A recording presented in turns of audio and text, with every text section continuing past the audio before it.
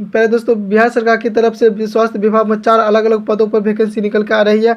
इसमें आपको full process के साथ बताने की कोशिश करूंगा। अगर वीडियो पहली बार विजिट किए हैं तो चैनल को सब्सक्राइब कर लीजिएगा और दोस्तों को शेयर कीजिएगा, जिससे लेटेस्ट जानकारी इस चैनल पर आपको हमेशा मिलती है और मिलती रहेगी। तो चलिए वीडियो में क्या कर रहा है देखिए। आपको बिहार सरकार की तरफ से निकल के आ रही है, जिसमें आपको बिहार तकनीक सेवा आयोग, ठीक, 19 हार्दिक रोड पटना, ज्ञापन संख्या 2/2025, ठीक। प्रयोगशाला प्राविधिक के पदों पर नियुक्ति हेतु ज्ञापन, ये आपको प्राविधिक प्रयोगशाला है उसके पदों पर वैकेंसी निकल के आ रही है। इसमें आपको कह रहा है देखिए, जो भारत के नागरिक हो वही इस फॉर्म को भर सकते हैं, अन्यथा इस फॉर्म को नहीं भर सकते हैं। फॉर्म भरने के लिए ये वेबसाइट है, इस पर आप जाकर विजिट करके फॉर्म भर सकते हैं। वेबसाइट का नाम है www.btsc.bihar.gov.in पर जाकर आप अप्लाई कर सकते हैं, जिसका आपका फॉर्म भरने का शुरू है 4/3/2025 से लेकर 1/4/2025 का करने का मतलब 1 महीना का आपको समय दिया है फॉर्म भरने के लिए, तो आप जाकर फॉर्म भर सकते हैं, ठीक। योग्यता की बात करें तो योग्यता को आपको 10+ आप साइंस से पास है, मैथ या फिजिक्स से, बायोलॉजी से पास है तो इस फॉर्म को भर सकते हैं। आर्ट्स वाला और कॉमर्स वाला इस फॉर्म को नहीं भर सकते हैं। इसमें आपको सैलरी जो दिया जाएगा, इसमें आपको 5,200 से लेकर 20,200 के बीच आपको सैलरी दिया जाएगा। इसमें ग्रेड पे 2800 रहने वाली है और लेवल आपको पहुंच के सैलरी रहेगी। इसमें एक बात आ रही है, इसमें कह रहा है देखिए, साथ ही संघ अथवा बिहार अथवा अन्य राज्य सरकार द्वारा मान्यता प्राप्त संस्थाओं से प्रयोगशाला प्राविधिक diploma course, bachelor of medical laboratory technology course में उत्तीर्णता एवं तत्व संबंधित प्रमाण पत्र रहना आवश्यक होगा। ये आपको रहना चाहिए, साइंस से पास हुए हैं और इससे आपको डिप्लोमा किए हुए हैं तब इस फॉर्म को भर सकते हैं। और ये मेडिकल क्षेत्र में आपको फॉर्म गया है। इसमें आपको पोस्ट की बात करें, आपको टोटल ऑफ पोस्ट है 2969 पोस्ट इसमें रहने वाले, जिसमें आपको महिला का पोस्ट है आपको 766 पोस्ट है। जो भी स्वतंत्रता सेनानी के पोता नतनी है उसको 45 सीट इसमें दिया गया है। एज लिमिट की बात करें तो इसमें आपको 1/8/2024 से न्यूनतम आयु 18 वर्ष, कहने का मतलब आपको 1/8/2024 में आपको 18 वर्ष पूरा गया है तो इस फॉर्म को भर सकते हैं। अधिकतम आपको क्या करना है देख लीजिए। अनारक्षित है तो 37 वर्ष 18 से 37 वर्ष है तो इस फॉर्म भर सकते हैं। अनारक्षित महिला है तो 40 वर्ष 18 से, और पिछड़ा वर्ग अत्यंत पिछड़ा वर्ग पुरुष एवं महिला से तो 40 वर्ष 18 से 40 वर्ष, एवं अनुसूचित जाति एवं अनुसूचित जनजाति महिला पुरुष है तो 42 वर्ष इस फॉर्म को भरने के लिए योग्यता दिया गया है। अच्छी खासी योग्यता भी दिया है तो आप फॉर्म भरिएगा जरूर। इससे संदर्भ नहीं मिलेगी आपको, ये आपको मेडिकल के क्षेत्र में जॉब रहने वाली है, ठीक है ना। उसके बाद अगर समझते हैं क्या करें देखिए, आपको जो एज लिमिट काउंट किया जाएगा मेट्रिकुलेशन करने का मतलब आपको जो 10th मार्कशीट में एज लिमिट है उसके हिसाब से आपको काउंट किया जाएगा। ये आप अच्छी तरह से ध्यान रखिएगा, ठीक।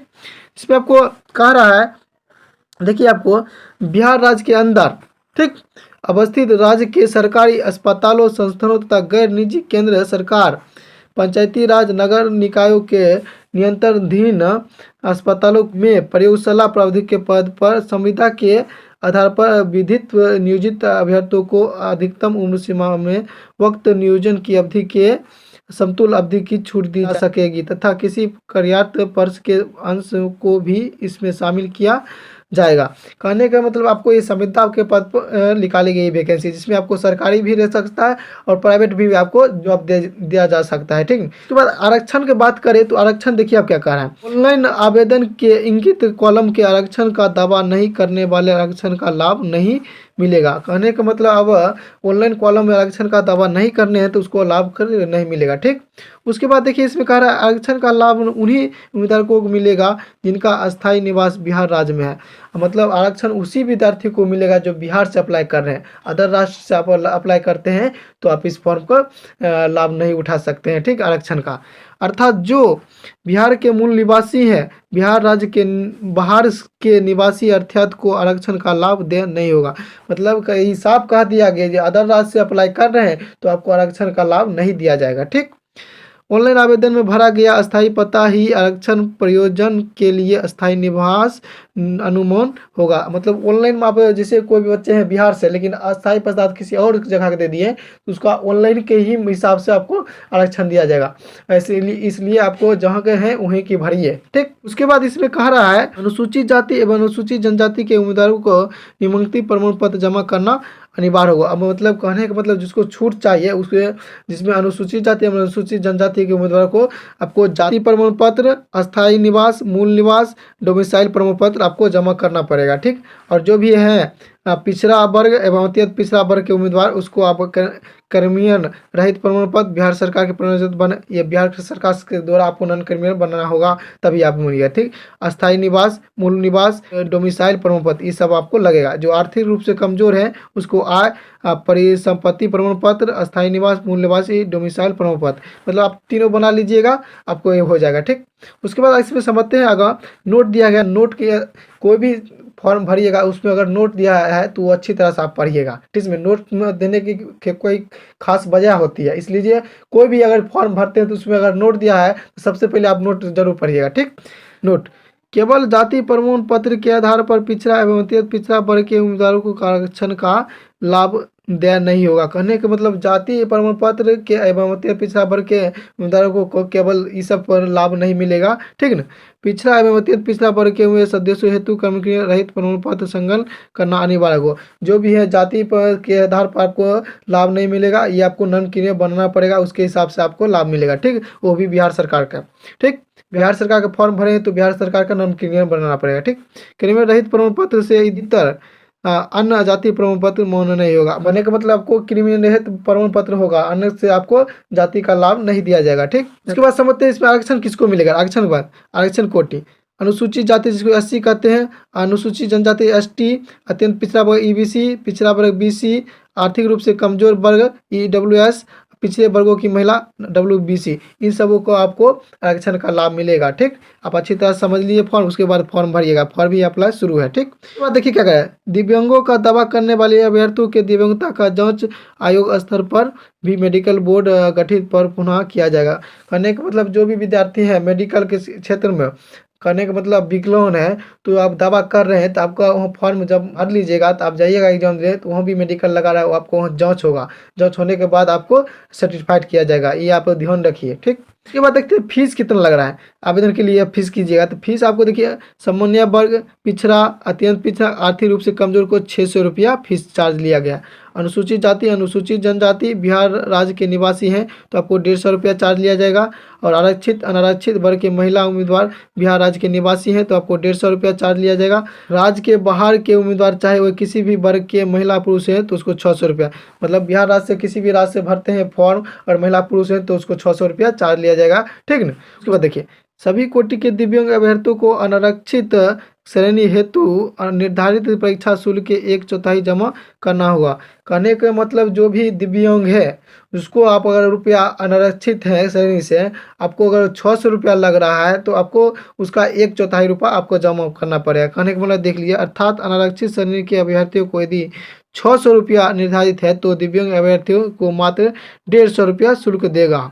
कहने का मतलब जो भी विद्यार्थी है अगर दिव्यांग है, अगर दवा के मेडिकल में आप सक्सेसफुल हैं तो को 600 रुपया के बदला आपको 150 रुपया लगेगा, ठीक। चयन प्रक्रिया की बात करें तो इसमें आपको लिखित प्रतियोगिता होगा एवं कार्य अनुभव के आधार पर आपका सिलेक्शन होगा, जिसमें आपको कंप्यूटर बेस्ड टेस्ट होने वाली है, जिसमें आपको 75 अंक पूछा जाएगा और कार्य अनुभव से आपको 25 अंक पूछा जाएगा, जो कि आपको संविदा के आधार पर होगा। और प्रति वर्ष आपको 5 अंक दिया जाएगा तो अधिकतम आपको 25 अंक, टोटल आपको 100 नंबर का होगा, ठीक ना। इसमें नोट दिया गया है वो भी समझते हैं। अभ्यर्थी द्वारा लिखित प्रतियोगिता परीक्षा में प्राप्त अंक के लिए उक्त परीक्षा में प्राप्त कुल अंकों का प्रतिशत को 0.75 के गुणों से गुना करके आधारित किया जाएगा। कहने का मतलब आपको जब प्रतियोगिता परीक्षा होगा उसमें आपको 0.7 के गुणों से आधारित किया जाएगा। अतः यदि किसी अभ्यर्थी को कुल 50% अंक प्राप्त हुआ, कहने का मतलब किसी विद्यार्थी को अगर 50% अंक प्राप्त हुआ उसको 50 को 0.75 से गुना करके 37.5 अंक दिए जाएंगे। ये आपको समझ लीजिए, ठीक। 0.7 से आपको गुना किया जाएगा, अगर 50% आया, अगर 60% गया आया उसके हिसाब से काउंट किया जाएगा, ठीक। ये आपको जो फॉर्म भरी है उसमें क्या क्या लेगा देखिए, वो लिखित प्रतियोगिता परीक्षा में कंप्यूटर बेस्ड के माध्यम से, ठीक। उसमें एक नंबर क्या करा है, प्रतियोगिता परीक्षा के प्रश्न पत्र में कुल 100 प्रश्न होंगे। सभी प्रश्न बहुविकल्पीय वस्तुनिष्ठ प्रतिकृति के होंगे। प्रश्न पत्र हिंदी एवं अंग्रेजी दोनों भाषा में होंगे। कहने के मतलब आपको टोटल 100 क्वेश्चन रहेगा, जिसमें आपको हिंदी और माध्यम से और इंग्लिश माध्यम से दोनों भी रहने वाली है, ठीक। इंग्लिश के लिए भी है और हिंदी के लिए, ठीक। परीक्षा की अवधि 2 घंटे की होगी, जिसमें आपको कुल अंक 100 होंगे। परीक्षा के अवधि आपको 2 घंटे की समय दिया जाएगा। ठीक, 3 नंबर में देखिएगा, अधिसूचना विभाग द्वारा निर्धारित diploma in medical laboratory technical स्तरीय पाठ्यक्रम के आधार पर कुल प्रश्न पूछे जाएंगे। आपको डिप्लोमा मेडिकल लैबोरेटरी टेक्निकल के स्तरीय पाठ्यक्रमों से सवाल पूछे जाएंगे। ठीक, उक्त पाठ्यक्रम आयोग के वेबसाइट पर अलग से प्रकाशित किया जाएगा। आपको अलग से पाठ्यक्रम के वेबसाइट प्रकाशित किया जाएगा। ठीक, इसमें कोई आपको डाउट नहीं है। ठीक, उक्त परीक्षा से एक से अधिक पालियों में कंप्यूटर बेस्ड टेस्ट के माध्यम से आयोजित किया जाएगा। कहने का मतलब आपको अलग अलग एग्जाम डेट घोषित किया जाएगा, इसमें आपको कह रहा है। ठीक, एक से अधिक पालियों में परीक्षा आयोजित की जाने के कारण आपको परीक्षा परिणाम समूहीकरण नॉर्मलाइजेशन की प्रक्रिया अपनाते हुए तैयार किया जाएगा। कहने का मतलब आपको एक से अधिक एग्जाम होगा, उसमें आपको नॉर्मलाइजेशन के पद्धति अपनाते हुए रिजल्ट घोषित किया जाएगा। ठीक, उसके बाद कह रहा है इसमें परीक्षा में गलत उत्तर के लिए नकारात्मक अंक निगेटिव लागू किया जाएगा। कहने का मतलब आपको निगेटिव मार्किंग इसमें लागू किया जाएगा। ठीक, प्रत्येक सही उत्तर के लिए 1 अंक दिया होगा एवं प्रत्येक गलत उत्तर के लिए 0.25 अंक काटा जाएगा। कहने का मतलब प्रत्येक सही उत्तर के लिए आपको 1 अंक दिया जाएगा। ठीक, 1 नंबर का क्वेश्चन है। ठीक, 100 क्वेश्चन रहेगा, 100 नंबर का आपको 2 घंटा का समय दिया जाएगा, जिसमें आपको 1 नंबर रहेगा। ठीक, इसमें आपको अगर एक गलत क्वेश्चन करते हैं तो 0.25 नंबर काट दिया जाएगा। कहने का मतलब आपको 75% नंबर दिया जाएगा और 25 नंबर काट लिया जाएगा। ठीक, उक्त परीक्षा के आधार पर सभी अभ्यर्थियों की समीकरण नॉर्मलाइजेशन की प्रक्रिया अपनाते हुए परीक्षा फल घोषित किया जाएगा। परीक्षा फल भी आपको घोषित किया जाएगा नॉर्मलाइजेशन की पद्धति अपनाते हुए। ठीक, कह रहा है देख लीजिए, इसमें समन्वय है वर्ग के उसको 40%, पिछड़ा वर्ग के लिए 36.5% एवं अत्यंत पिछड़ा वर्ग के लिए 34%, अनुसूचित जाति अनुसूचित जनजाति की महिला के लिए आपको और दिव्यांग हेतु उसको आपको 32% की निर्धारित प्रबंध अनिवार्य होगा। ठीक, इसमें आपको इतना नंबर पास होना अनिवार्य होगा, अन्यथा आप घोषित किया जाएगा या असफल घोषित किया दिए जाएंगे। ठीक, इसमें भी एक नोट दिया गया, वो देखते हैं। प्रतियोगिता परीक्षा में अभ्यर्थियों को अपने कोटि के अनुसार न्यूनतम अंक प्राप्त नहीं होने पर अभ्यर्थियों का कोई भी दावा मौन नहीं होगा। कहने का मतलब जितने आपको परसेंट दिया गया उससे अगर कम होते हैं तो आपको कोई मौन दावा नहीं कर सकते। ठीक, उसका मौन आपको नहीं रखा जाएगा। ठीक, फॉर्म अप्लाई करिएगा तो उसमें डॉक्यूमेंट क्या लगेगा वो समझते हैं। देखिए, आपको 1 नंबर में कह रहा है मेट्रिकुलेशन का मूल प्रमाण पत्र। कहने का मतलब आपको मूल प्रमाण पत्र लगेगा। ठीक ना, जो आपको 2 साल बाद या 3 साल के बाद में मिलता है वो आपको लगेगा। ठीक, उसके बाद 2 नंबर का इंटरमीडिएट का अंक पत्र एवं मूल प्रमाण पत्र और पंडित प्रमाण पत्र प्रोविजन सर्टिफिकेट। कहने का मतलब आपको 10+2 का मूल प्रमाण पत्र भी लगेगा, अंक प्रमाण पत्र भी लगेगा और प्रोविजन भी लगेगा। ठीक है ना, इंटर लगेगा और इंटर में आपको साइंस से पास है, बायोलॉजी या मैथ से, तभी इस फॉर्म को भर सकते हैं। ठीक, उसकी तरह आपको देखिए मांग रहा है 3 नंबर, मान्यता प्राप्त संस्थाओं से diploma in medical laboratory technical bachelor of medical laboratory technical के सभी वर्षों का अंक प्रमाण पत्र एवं मूल प्रमाण पत्र या औपबंधिक प्रमाण पत्र लगेगा, ये सब आपको लगेगा। ठीक, उसके बाद जाति प्रमाण पत्र, नॉन क्रिमिनल रहित प्रमाण पत्र, आर्थिक रूप से कमजोर वर्ग का प्रमाण पत्र, अस्थायी निवास, ये सारा आपको डॉक्यूमेंट अप्लाई करते वक्त लगेगा। बिहार राज्य के स्वतंत्रता सेनानी के पोता पोती नातनी नतनी का है प्रमाण पत्र भी अगर अप्लाई करते हैं तो उसका ये भी लगेगा। दिव्यांग का अप्लाई करते हैं दिव्यांग भी लगेगा और कार्य अनुभव का आपका सब लगेगा डॉक्यूमेंट, ये आपको फॉर्म भरते वक्त लग सकता है। ठीक, उसके बाद देखिए 3/2025 के नोटिफिकेशन निकाला गया प्रभारी सचिव बिहार तकनीक सेवा आयोग की तरफ से। ये आपका पहला वैकेंसी है, आपको दूसरा हम लेके चलते हैं। देखिए, आपको जो दूसरा वैकेंसी निकाली गई है वो आपको एक्सरे टेक्नीशियन के पदों पर वैकेंसी निकाली गई है। इसमें आपको फॉर्म अप्लाई डेट भी सेम रहने वाली है, योग्यता भी सेम रहने वाली है। उसके बाद इसमें समझते हैं, इसमें ये चीज़ आपको अलग रहेगी। ठीक, उसके बाद सैलरी भी आपको सेम रहेगा। तो इसमें आपको फुल प्रोसेस उसी की तरह इसमें भी रहने वाला है। मैं आपको थोड़ा स्क्रॉल करके दिखा दे रहे हैं। इसमें आपको पद भी अलग रहेगा, पद आपको 1232 इसमें पद रहने वाली है टोटल आपको। ठीक ना, इसमें स्वतंत्रता सेनानी के लिए आपको जो पद है 24 पद है। इसी तरह आपको सेम सबको गया है, इसमें सेम कैटेगरी दिया गया है। ठीक ना, सेम है आपको। और दूसरा आपको हम दिखा रहे हैं, देखिए इसमें टोटल आप देख लीजिए पॉज करके। ठीक, सेम आपको है। उसके बाद तीसरा वैकेंसी आपको ECG टेक्नीशियन के पदों पर नियुक्ति निकाली गई है, जिसमें आपको फॉर्म अप्लाई की डेट भी सेम रहने वाली है, वेबसाइट भी सेम है। ठीक है, योग्यता भी आपको 12 पास ही मांग रहा है और जिसमें आपको सैलरी भी देख लीजिए सेम ही है। टोटल पद है 242, जिसमें महिलाओं के लिए आपको 82 पद है। अब योग्यता और सब चीज़ सेम देखिए, एज लिमिट भी आपको सेम है। मतलब कहने का मतलब आपको योग्यता सब कुछ सेम दिया, खाली इसमें 4 पदों पर अलग अलग पदों पर वैकेंसी निकाली गई है। ठीक ना, ये देख लीजिए, आपको इसमें भी आप देख लीजिए अच्छी तरह से। ठीक, सेम छूट भी दिया गया, same date, same apply date, फिर लास्ट डेट सब टोटली सेम है। उसके बाद आपको चौथा वैकेंसी दिखाते हैं। ठीक, चौथा और लास्ट वैकेंसी आपको देखिए कर रहा है शल्यचिकित्सक सहायक के पदों पर नियुक्ति निकाली गई। चौथा वैकेंसी आपको है, देखिए इसका भी डेट अप्लाई डेट सेम दिया गया है, वेबसाइट भी सेम है, मतलब आपको 4 अलग अलग पदों पर वैकेंसी निकाली गई है, योग्यता भी सेम है। आप मिला लीजिए, देख लीजिए और वीडियो अच्छा तरह से देखकर तब अप्लाई कीजिए। अप्लाई डेट शुरू है, साइंस वाले ही इस फॉर्म को भर सकते हैं जो मैथ और फिजिक्स किए हुए हैं। आशा करता हूँ पूरी जानकारी देने की कोशिश किया हूँ। अगर कोई भी जानकारी मिस लगे तो आप कमेंट बॉक्स में जाकर कमेंट कर सकते हैं। Thank you for watching. जय हिंद दोस्तों।